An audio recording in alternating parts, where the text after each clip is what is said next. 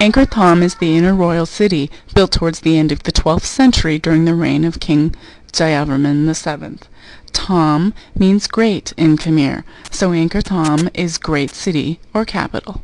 It was built as a quadrangle and bordered by a moat and a wall, with a gate to the outside world in each direction.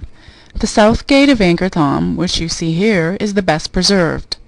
It is linked to the outside via a causeway across the moat. On each side of the causeway are railings fashioned with 54 stone figures, engaged again in the performance of the churning of the ocean of milk. On one side, 54 devas, gods, pull the head of the serpent, while on the other side, 54 asuras, demons, pull the serpent's tail in the opposite direction.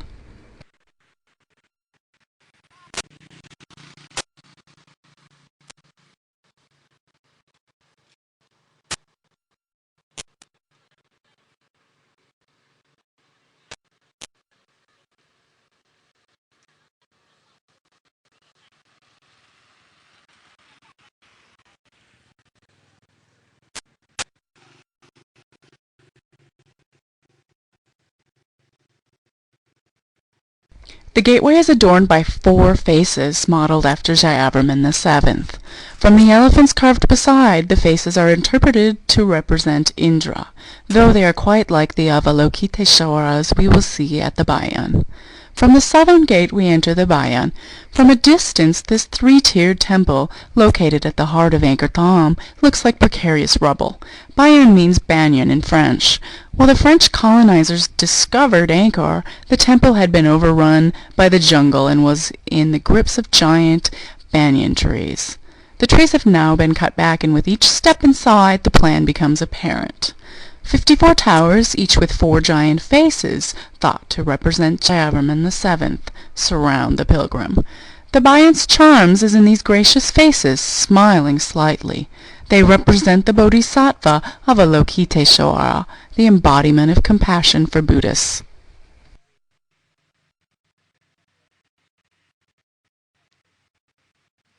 No 2 of the faces is alike. If you look closely, you see the slight differences. Some have open eyes, others are closed, some look down, the others look across. The temple is also famed for the bas-reliefs depicting everyday life of the 12th century. The French traveler Pierre Loti, who visited Angkor in 1901, wrote, "Through an inextricable tangle of dripping brambles and creepers, we have to beat a path with sticks in order to reach this temple. The forest entwines it tightly on every side, chokes it, crushes it, and to complete the destruction, immense fig trees of the ruins have taken root there everywhere, up to the very summit of the towers, which act as their pedestal. My Cambodian guide insists that we should leave. We have no lanterns, he tells me, on our carts, and we must return before the hour of the tiger. So be it. Let us go. But we shall return just for this infinitely mysterious temple."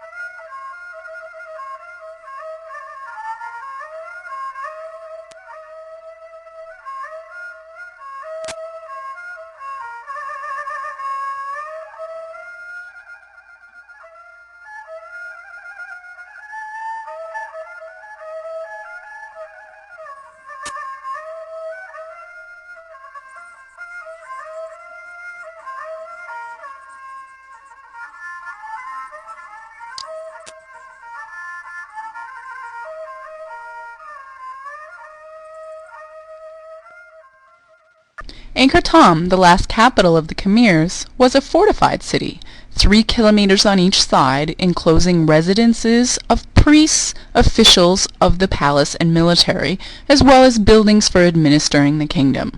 Many of these structures were built of wood and have perished, but the remaining stone monuments testify to the glory of Angkor Thom.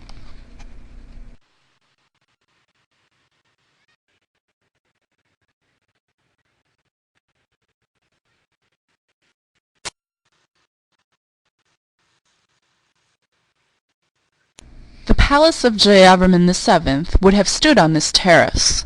Here stood the halls for ceremonies, for meeting ambassadors, for granting audience, for reviewing military parades. The friezes of the walls leading down from the terrace to the parade ground show garuds and elephants holding up the blocks of stone.